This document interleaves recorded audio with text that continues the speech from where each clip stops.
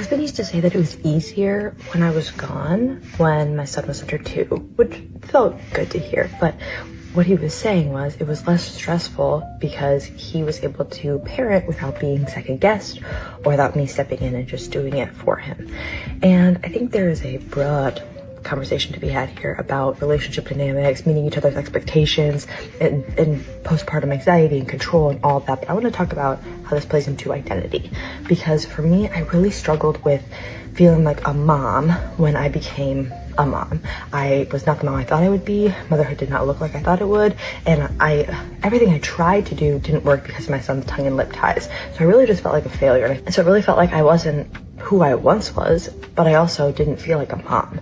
And so I think subconsciously what I did was took on what I thought being a mom looked like.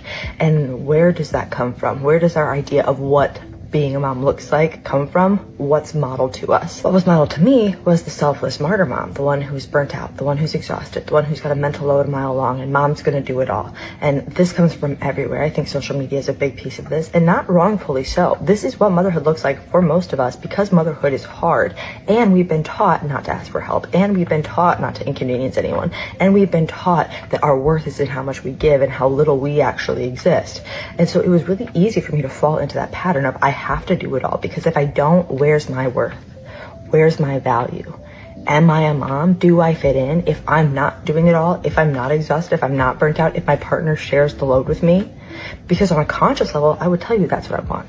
I want my husband to be an equal partner in our marriage, in our parenting, all of that. I think this ties back to what Andrea O'Reilly says about mothering against motherhood.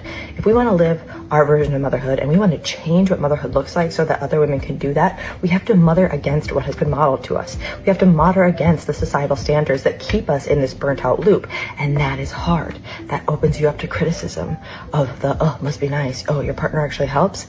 And yes, the systems are not set up for our partners to be equal partners.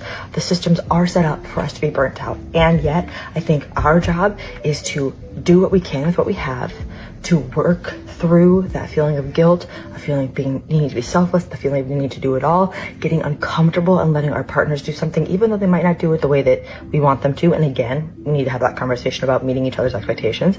But it's our job to take those little steps while working towards the bigger systematic change. And to stop tying our identity to what we think we should be, and more so to what we want to be. What would that be like?